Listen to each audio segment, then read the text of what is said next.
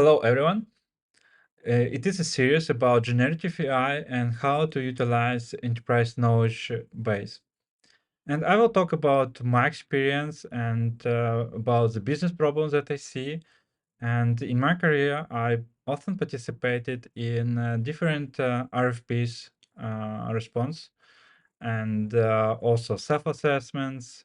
And I have to create different artifacts to make proposals, etc. And this process is not efficient. It's time-consuming. And during this assessment or proposal development, I have to research a lot of documents and combine them together. And in this video and next videos, we will talk about how to build solutions that can efficiently process a lot of documents and return you what you ask and build the artifacts for you.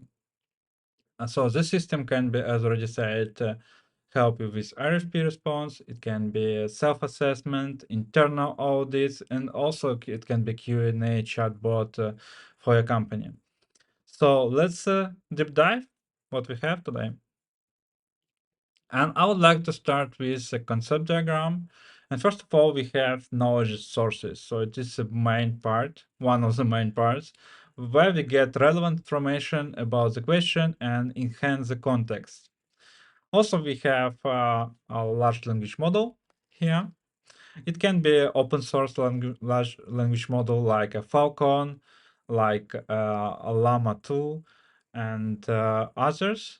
It also can be some proprietary and commercial large language models like OpenAI, like Anthropic, etc. And the application, it is combine everything together and return and get the task from users and return the output. And today's episode will be focused only on creating this knowledge source. So we have company stores their documents in different platforms. It can be Jira, Confluence, GitHub, Google Drive, SharePoint, and other sources. And we can extract these documents. And next step, it will be create embeddings uh, for these documents. And embeddings, it is something like it looks in the math. It looks like a vector, and this vector show us how close, how relevant this information to our question. And that is allow us to find relevant information and extract it. And all of this we need to store somewhere, so we use a vector store database. And one more thing, as I said, we use a large language model for embedding models, and it can be Amazon Titan, can be OpenAI Ada, Cohere, and other open source models that are available, for example, on Hugging Face. And for vector store, we can use, for example, Chroma, that is open source, that we'll actually use today.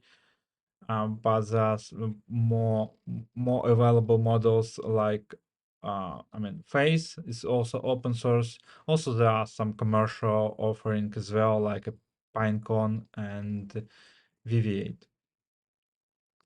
And for this demo, we will need somewhere to find the handbook.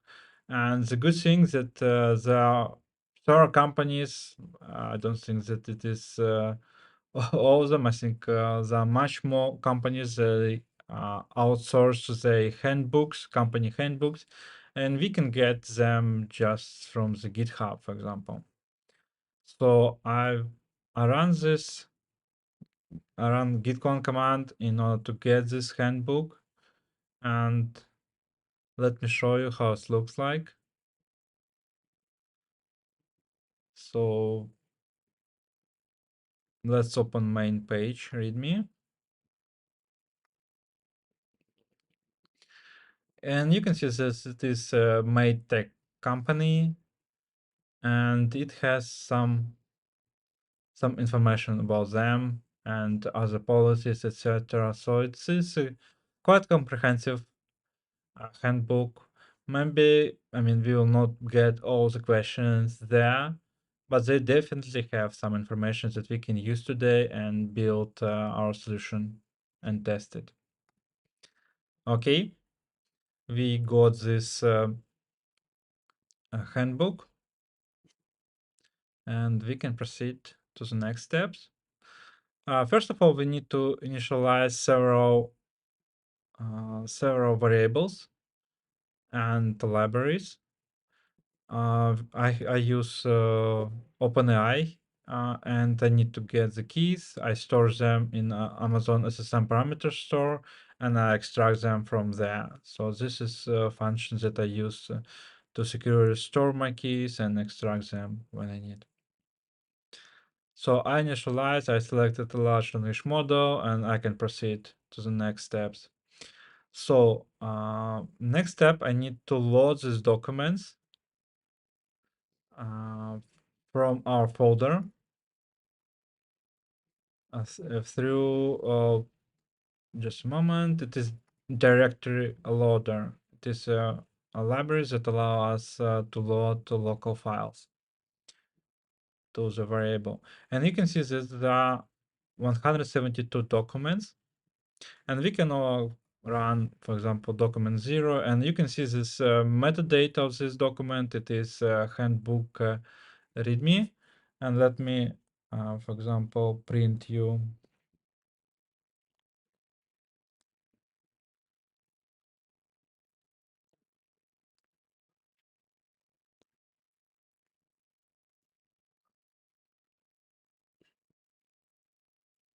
page content, and I will print only 100, first 100 letters. So yeah, you can see this is the beginning of the handbook. Okay, we have access to this, and in order to efficiently work with these documents, we need to split them. And there are a lot of different techniques how we can split them. For example, we can equally split and create equal chunks of this text, for example, with 1000 symbols, 500 symbols, etc. But I propose to, for our case, use markdown header text splitter. This splitter is context aware splitter. It's split by header, so it understands markdown syntaxes, and it's split by header and puts the name of the header to metadata. So let's run this. So it will create our function that will split the documents, and then we can split these documents. And right now you can see that we have 1279 different documents. So it is much more granular. And for example, we can run this and see the first splitted document. It is part of the initial document, and you can see this is the header 1. So it actually split it and stores this header 1 text as a one document. This is allow us, first of all, the context between headers not as connected as inside of the header, that allow us to split them more efficiently, and that allow us I mean, we will not lose some context if we will, for example, split them in another way. And the next step, we will need to create ChromaDB, VectorDB. Let's run this. And this initiate, yeah, it will take some time, and I will talk about what it has. So first variable, it is the document itself. Second one is embeddings. So we use OpenAI embeddings function, and this function creates embeddings for every splitted document. And that is how we find the relevant documents for our question. And then we store them in some directory. so we can use them later. And for example, let's test it. And before testing, let's create some functions that allow us print output in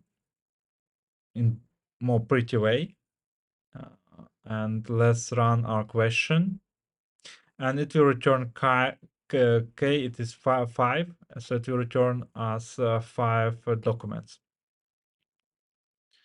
And you can see these 5 documents. It is about security measures.